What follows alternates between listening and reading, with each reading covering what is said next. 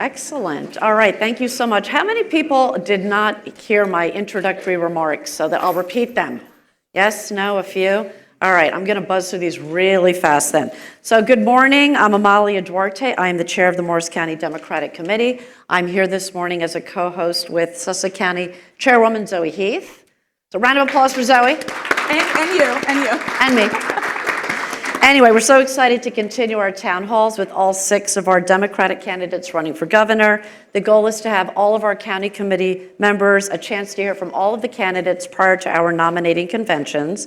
And today, of course, we're hosting the mayors. We just had Newark Mayor Ross Baraka. Now we have former Montclair Mayor Sean Spiller. And at 12 o'clock, we will have Jersey City Mayor Steve Fulop. And then we wrap up the candidates Monday, February 10th. We have a Zoom town hall with Congressman Josh Gottheimer. And then if you stay on the Zoom, you will then hear from former State Senator Steve Sweeney.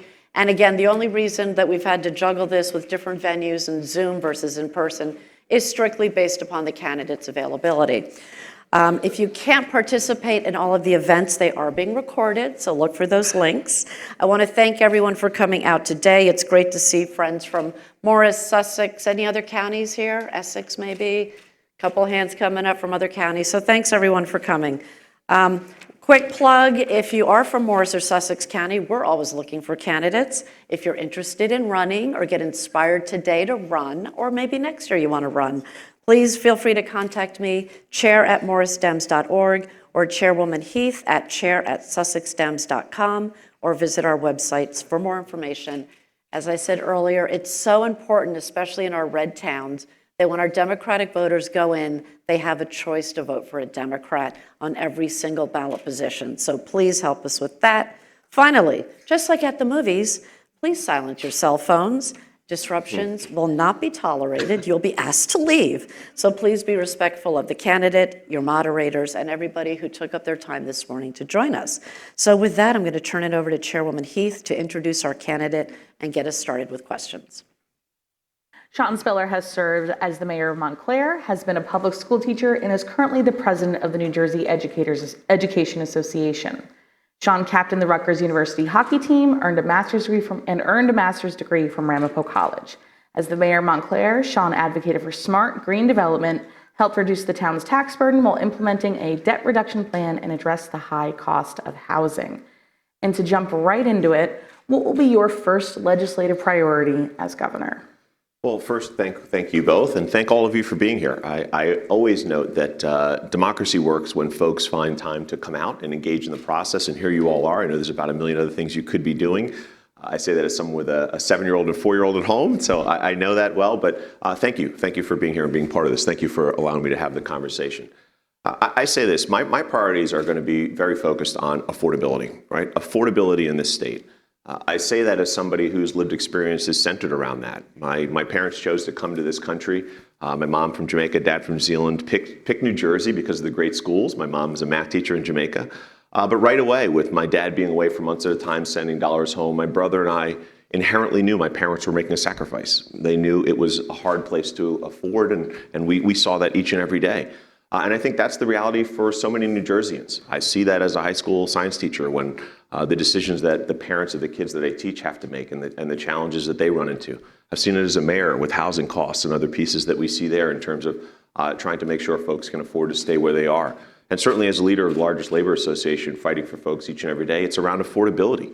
And we've got to address the big buckets, right? When we talk about housing, a huge driver, really proud of the work we did in Montclair, introducing the first ever rent control law, specifically keeping those costs lower for our seniors. But that makes a difference in people's lives, and we've got to do more in the housing space. Opportunities for folks to get into that first home, opportunities for folks if they're in a community to stay, because they can afford the taxes, right? Housing is a huge piece of it. Healthcare, a big driver on so many families. Really proud of the work we've done, certainly in creating healthcare plans, making sure we got those implemented to save people dollars, but give quality healthcare along the way.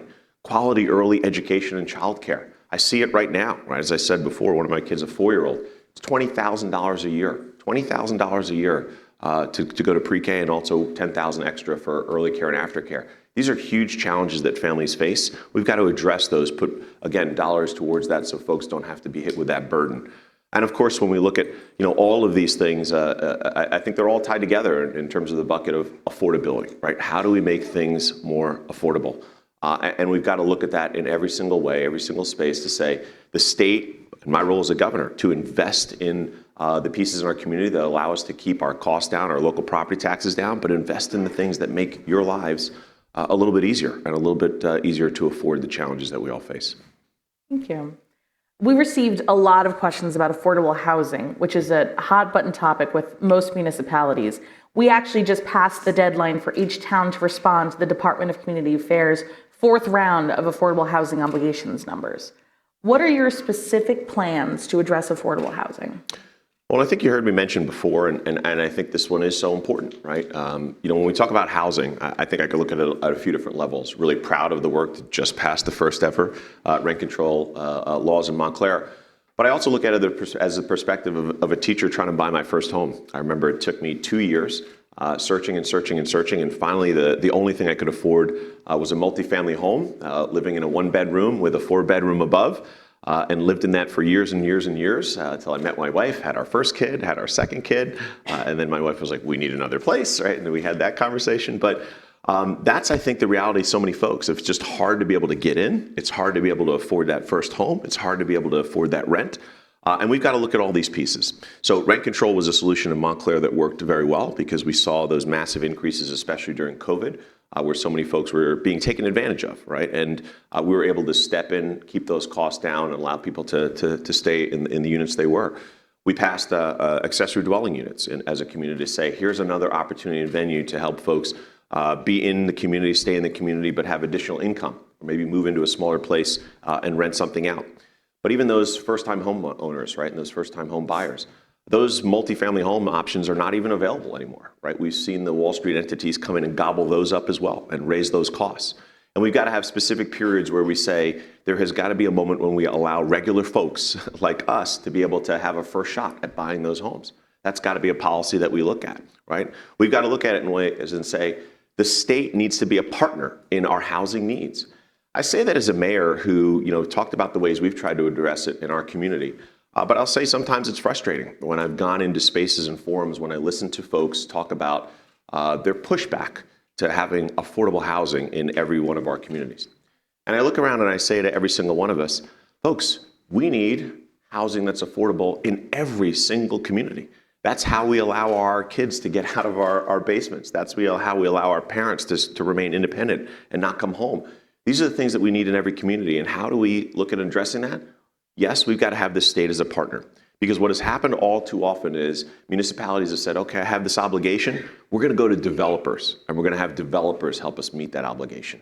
So if you want to try and build 20 new affordable units, they go to that developer and they say, will you build this for us? And those developers say, absolutely, if you give us another 300 luxury units on top of that.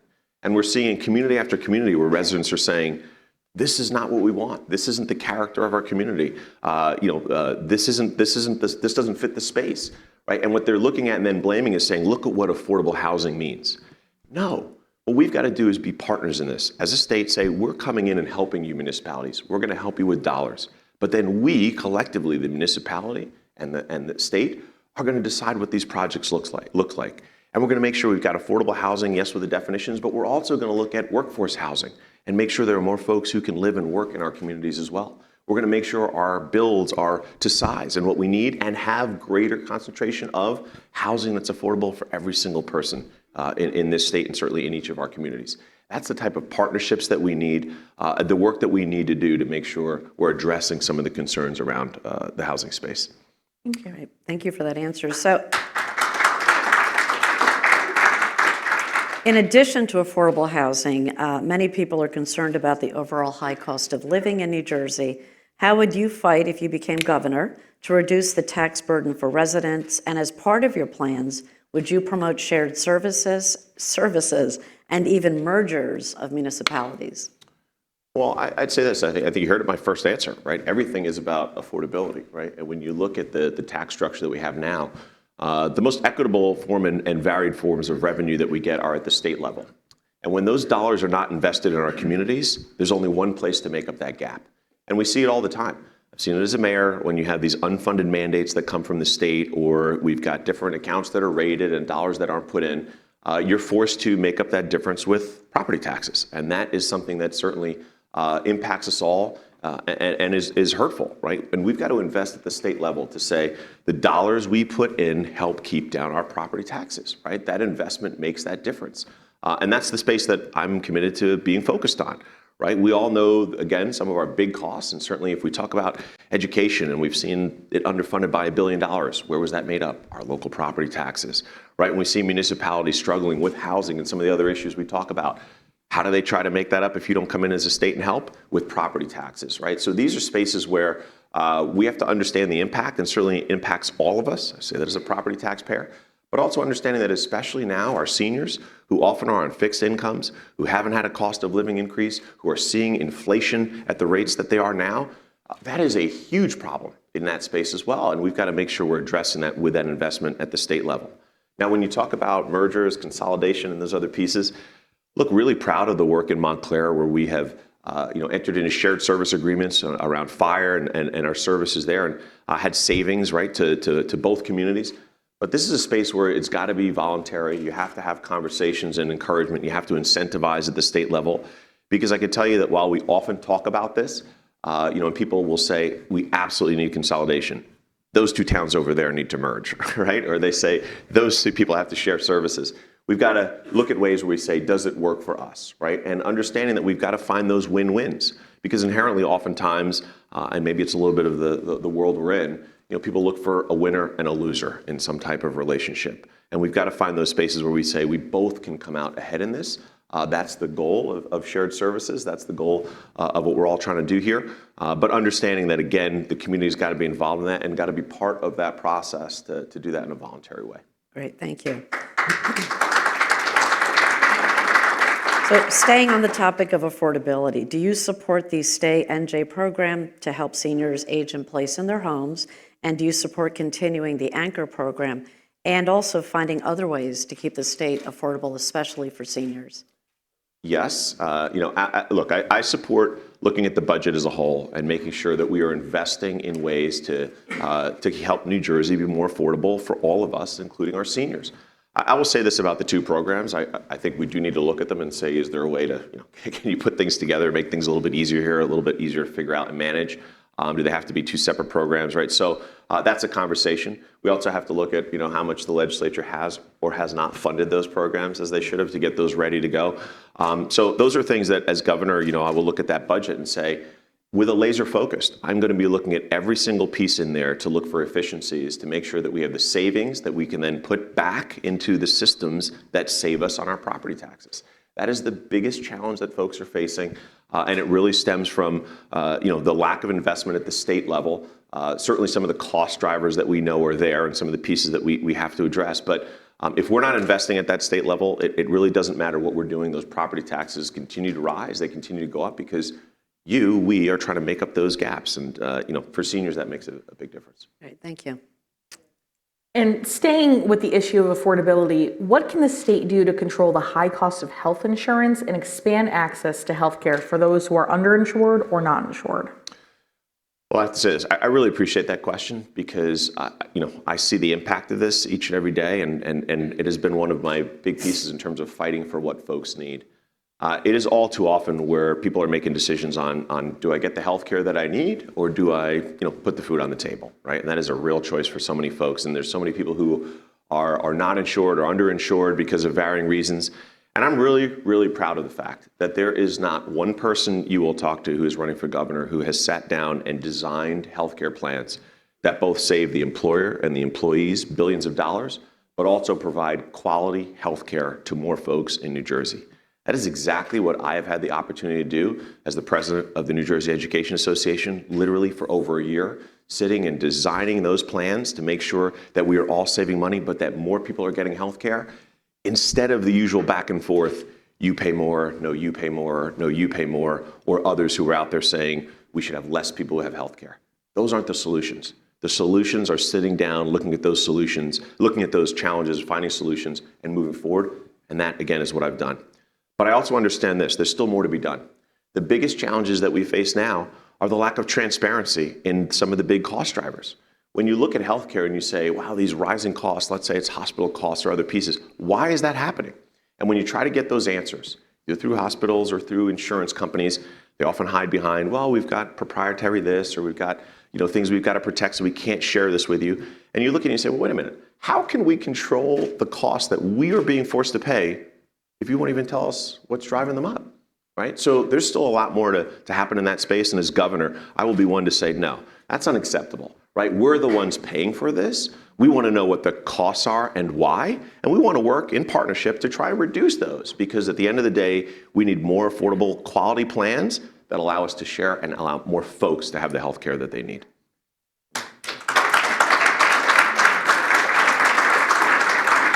Another huge area of concern is transportation, especially the unreliability and the high cost of New Jersey transit. Can you talk about your plan for improving public transit overall and specifically New Jersey Transit? Yeah, well, I smile here because I'm not even sure I could take credit that it's my plan, because it's the plan that I get when I dropped off my just turned 7-year-old, and the first thing his secretary did when she came out was like, "You've got to fix NJ Transit," I got hurt on the bus. This is the thing, and she had her whole piece, or making the phone calls, and folks will say, "It's not reliable. It's not on time."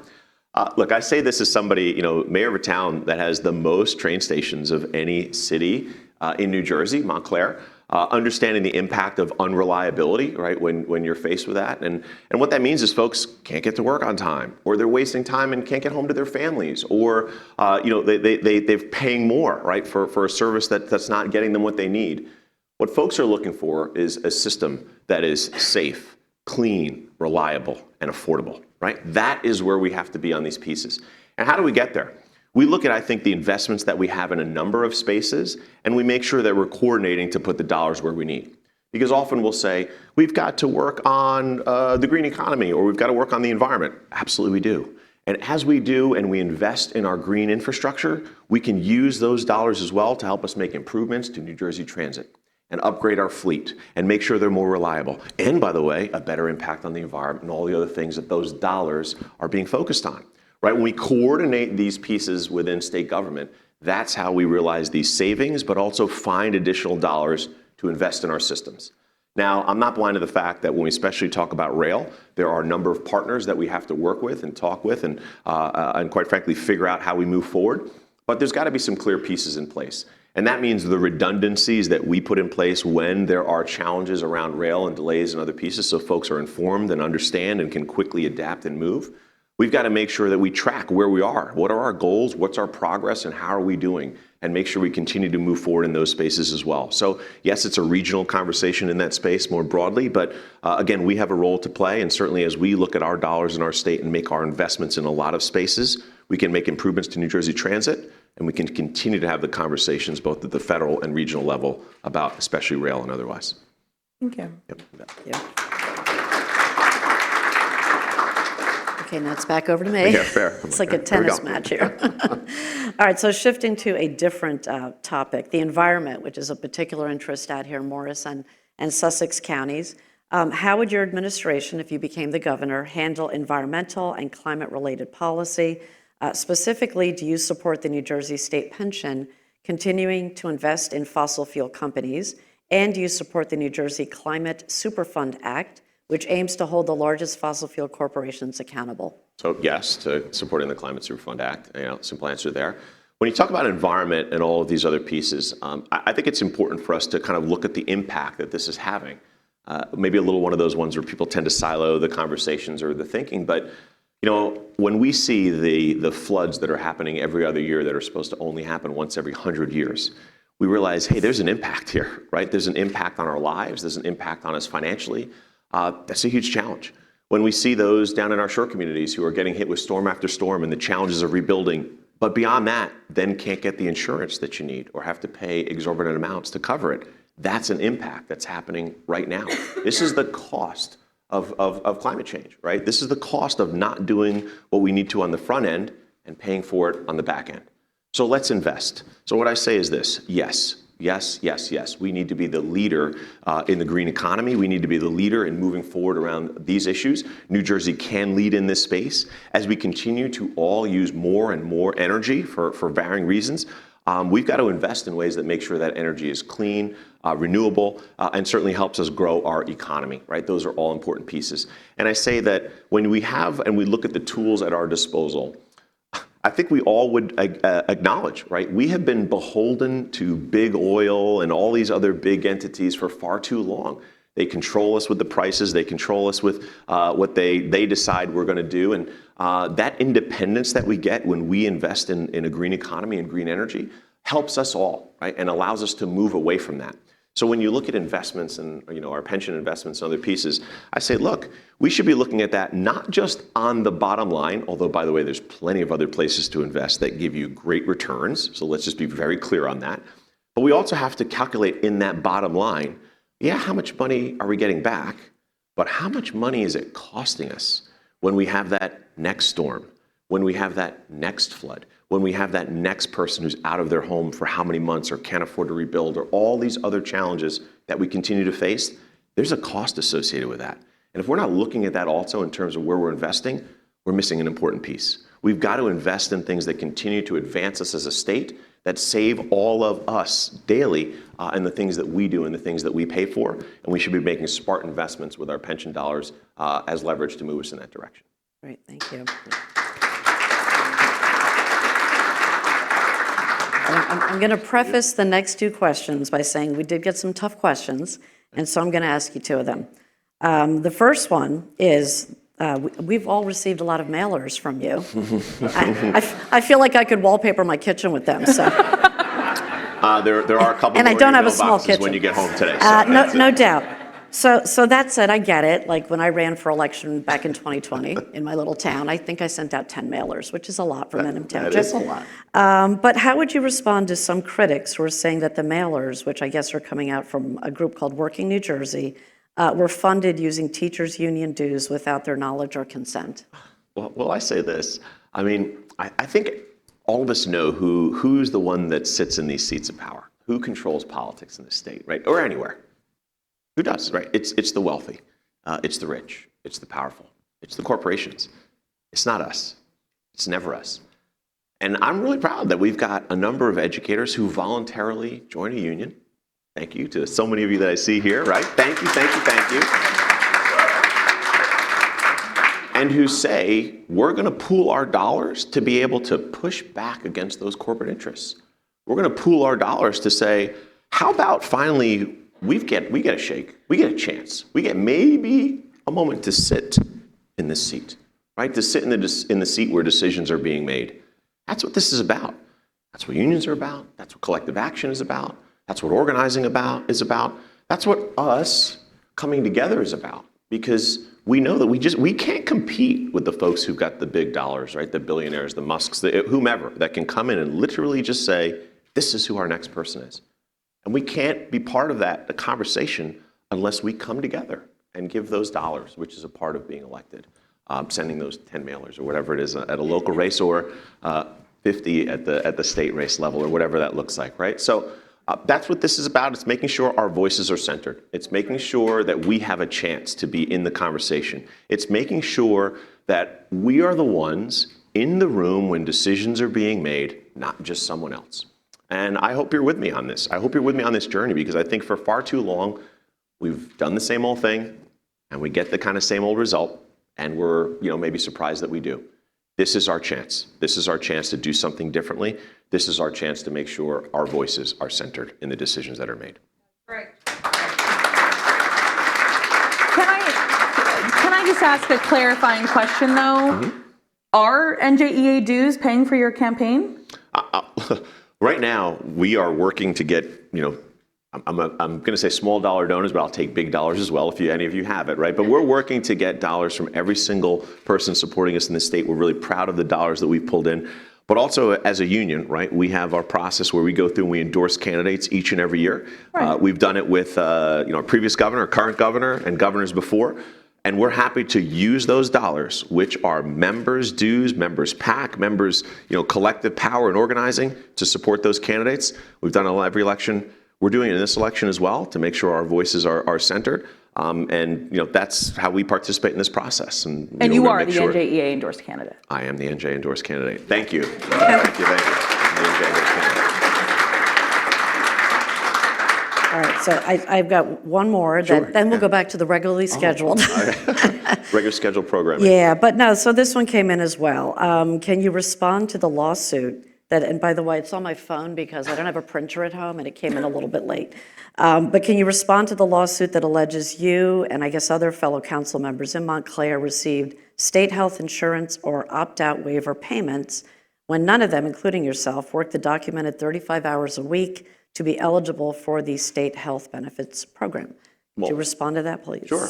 Well, thank you for that. And I think it speaks to what I noted before. I think there's so many spaces where folks are trying to have less and less folks have health benefits, and every single thing I've ever done ever is to ensure that more folks do have health benefits. When I first ran for a councilperson in Montclair, one of the big issues we were running on at the time was, should folks have health benefits? I am fortunate enough to have health benefits separately, so I'm in that category of not accepting health benefits. But I fought to say, hey, listen, everybody in every space should have health benefits. And we were overwhelmingly elected and really, really proud of that. And every single moment and every single decision, I've always said, we've got to provide health benefits for folks who often, one of the barriers that I saw was, you can't run for that local office because you're the person with the second job because you've got to pay for those health benefits or whatever else. You know who the only ones that can even run even at the local level? Again, folks who are a little bit more wealthy or a little bit more connected or a little bit more well off. And it shouldn't be that way. It should be that every single person has that shot, and that includes having the health benefits to make sure you and your family is healthy. So I fought for that every single step of the way, and I'm proud of that. And I'll certainly say, including hundreds of other municipalities, all looked at it and said, this is the way you do it, this is the way your legal counsel advises. When we got guidance that says, you got to change that, that shouldn't be, that's exactly what we did right away. But I'm proud of that fight. I'm proud of standing up for those values, and I'm proud of making sure that in every single space that I'm in, I say, people should have those health benefits, and I support them every step in every position I ever hold. So just to clarify, so are the allegations false? Yeah, I'd say everyone can look at those for sure, and I'd say this. I, again, say everyone should have health benefits. I don't take those health benefits because I have them elsewhere, but I'm going to fight to make sure everyone has them, and I'll leave it to others who want to get out there and try to criticize me for not taking health benefits. I think there's a little irony in there. But I'll let them make that push and that piece, but I'm going to still stay standing for the fact that I'm going to support people having health benefits. I guess the lawsuit claims or the allegations claim that you did take dental benefits, though. Well, I'd say this, getting in the nuances of it, and we all know, well, we may or may not all know, dental benefits are part or not part of the state plan and everything else, so it wouldn't be covered under that at all. But I'll say this, I love the conversations that we have when, I think at the core of it, you hear this, it's that inherent desire to say, oh, I don't think you should have dental benefits. I don't think you should have health benefits. I disagree. I think everyone should have these benefits. I think these are the challenges that are hurting more and more New Jersey families. And I think we get wrapped up in this, oh, look, so-and-so's got benefits over there, let's pull them away from them. Oh, look, so-and-so maybe got benefits, we should pull it away from them. And you know what we end up? We end up with a system where we're all scrambling, can't afford the health care that we need, and we sit there and look at ourselves and say, how did we get to this place? Let's have the conversation around how do we give more people more benefits and find affordable, cost-effective ways to provide quality care in every space and move towards a more universal plan of having health benefits for every single person. That's what I stand for. That's what I'm always going to push for in every space. Great, thank you. Yeah. What will you do as governor to protect New Jersey residents from the harm that the Trump administration will inflict? For example, how would you ensure the safety and well-being of transgender youth? And what measures would you implement to safeguard all immigrants from harassment by ICE? You know what?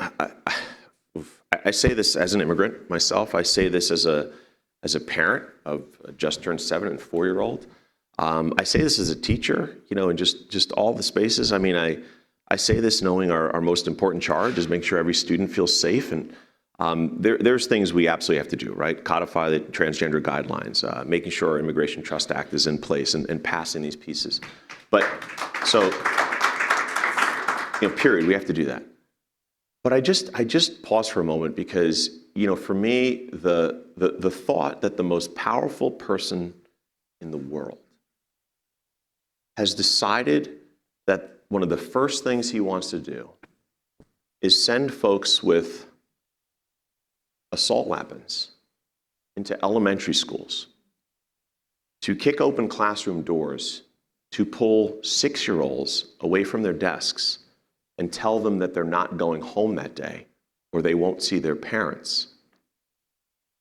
It's unconscionable. It's just not who we are. When you're running into places of employment and grabbing folks and saying, you look like you may not be documented, you look like you might be, including U.S. military veterans who've served our country. That's not who we are. So I say we have to have important conversations, and there are challenging conversations to be had around immigration and making sure our borders are secure, and certainly, as we talk about comprehensive immigration reform and pathway to citizenship, these are conversations we have to have and we should have. But while we have it, we can't lose our humanity. We can't lose who we are. We can't lose sight of the fact that our spaces are centered around we're people. We've got to care for one another. And each and every day, I certainly will say this as a teacher and somebody who represents educators, each and every day, that most important charge, making sure your kids are safe, your kids, my kids are safe, that's the most important thing. It's the most important thing. And as governor, I will tell you, I will fight and push back against every single part of his schemes to divide us, to attack us, to scare us, because it's not who we are. Because it's not who we are.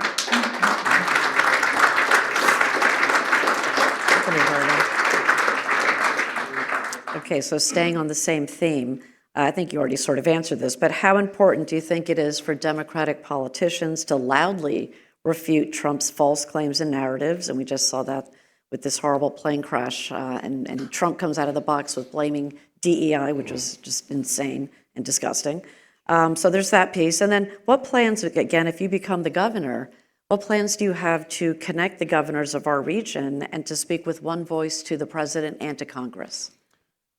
Well, to the first part, I think you just heard me say it before. I do think we need to speak up, right? We need to speak up, when it matters most, and now's when it matters most. It's often easy to speak up when, you've got an ally here or there, and it's easy to say what you're saying. But now, when people need you most, you've got to speak up and make sure that every resident in this state knows that as governor, I will stand with you. I will make sure you are safe, first and foremost, and make sure that we are not wasting any of our dollars and what he's talking about, but focusing on making life more affordable for you and protecting our residents, right? That's what the focus needs to be. So it's important. When you talk about in partnership with others to help lead that charge, yeah, those are important conversations, of course. I'll be excited when I'm working with other governors to figure that out, other Democratic governors. With your help, I'll be sitting there doing that. But look, been out at the Democratic Governors Association and other spaces, and I think folks inherently know that it is important for us to stay true to our values in these moments. I'll just say it right now. We have people running in this race, including on the Democratic side, who are maybe succumbing to what often we see. People get scared. I understand that. But people sometimes think, well, if I just put my head down, or I just retreat maybe a little bit from some of our values, maybe he'll leave us alone. Maybe he won't come after us. Maybe he won't take away all our funding, right, that we're going to need. So those are the temptations that I think some, maybe are pulled by. I think it's on all of us, and I think we find that collective strength as governors or others, all of us, by understanding that when we stick together and we organize and mobilize and speak up and push back, we can be effective. By the way, we've seen it. When he just rolled out his "I'm cutting everybody's funding for everything," we all spoke up and said that is unacceptable. As a nation, we did that, and okay, wait, we'll back up. Maybe that's not what we meant. We all came together and worked with our partners, states, attorneys, generals, and said, hey, we're suing. We're going to put a stay on this order or that order, and we were successful. Court said that's unacceptable. You can't go ahead and take those actions. So when we do stick together and hold our values true, we can be successful, and that's part of what unionism is about. That's part of what organizing is about. That's part of certainly what partnership is about, which you talk about there or ask about there. And certainly, I don't think you're ever going to find somebody who is more willing to and understands the value and importance and strength of partnering than someone who certainly is leading the largest labor union in the state. So, fully support that.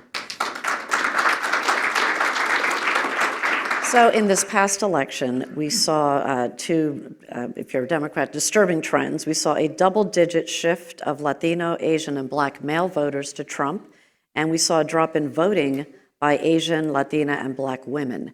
How will you work to reverse these trends? How is that part of your campaign? I think it's important that we understand we've got to go talk to folks, right? You've got to have conversations, and you've got to make sure you're centering people's values in what you hope to bring forward to the seat. Now, look, if we're going to have that conversation and we're going to talk about things, right, we got to talk about the fact that even with the Democratic Party, people are upset. People are frustrated that what we see is a few people, go in a back room and they tell us who we're going to vote for. They tell us who our picked candidate is. And then they go out and they say, hey, committee people, go work that, go tell people, let's get out the vote, let's do all those things.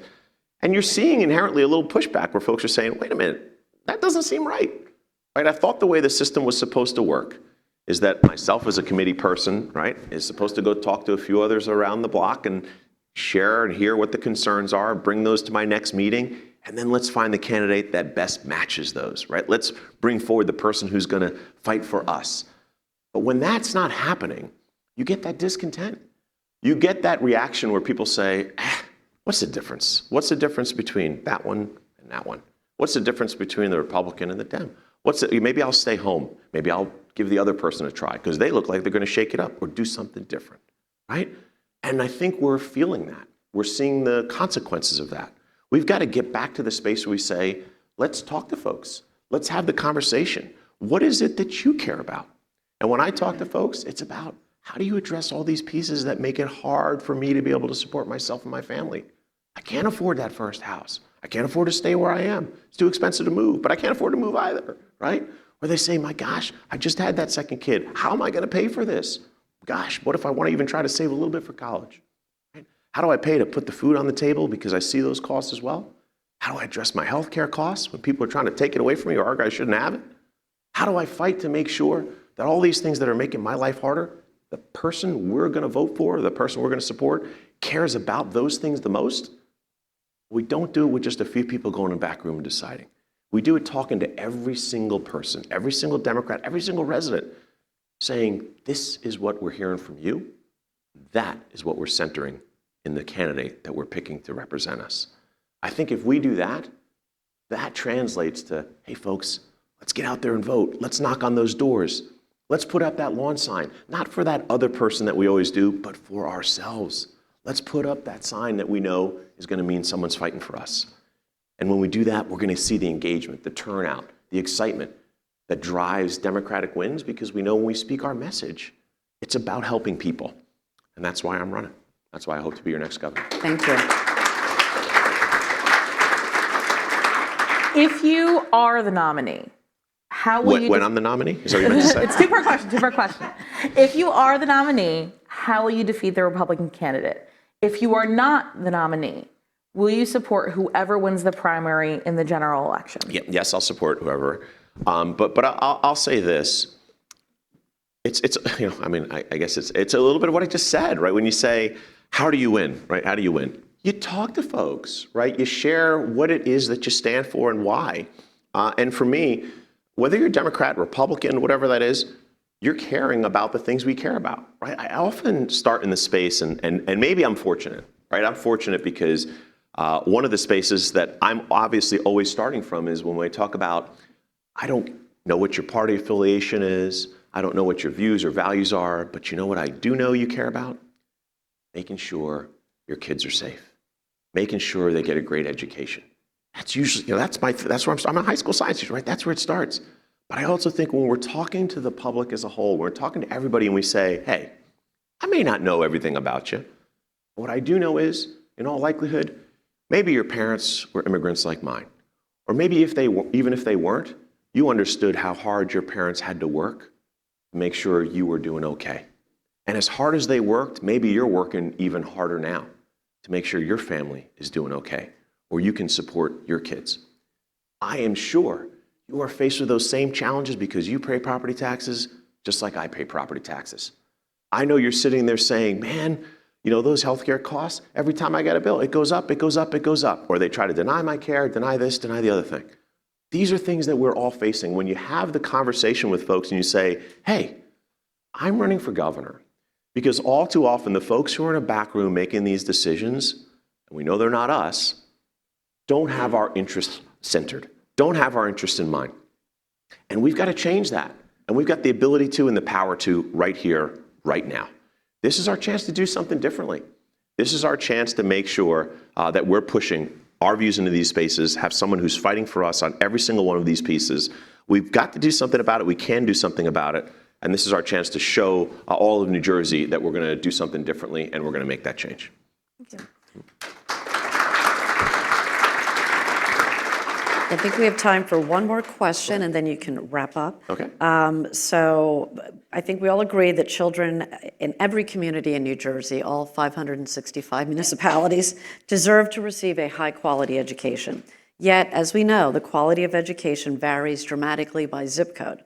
What will you do if elected governor to ensure there is greater education equity in our state? You know, when we talk about equity, I think we've got to have the honest conversation, right? There is inequity in housing. There's inequity in job opportunity. There's inequity in healthcare. There's inequity, and I'll go down the right, every single thing I'm going to say. There's inequity. And our schools, while hubs in our communities, are also reflective of our communities, right? That's what we see. That's inherently, I think, what we all understand. And when we are in a state that, as diverse as it is still one of the most segregated states in the nation, when we still have communities that are under-resourced and certainly don't have the same employment opportunities and supports, we see the challenges that we do on a whole number of issues, but certainly also in terms of supporting our schools and the education that our students receive. Our schools are a reflection of our communities, as hubs of our communities.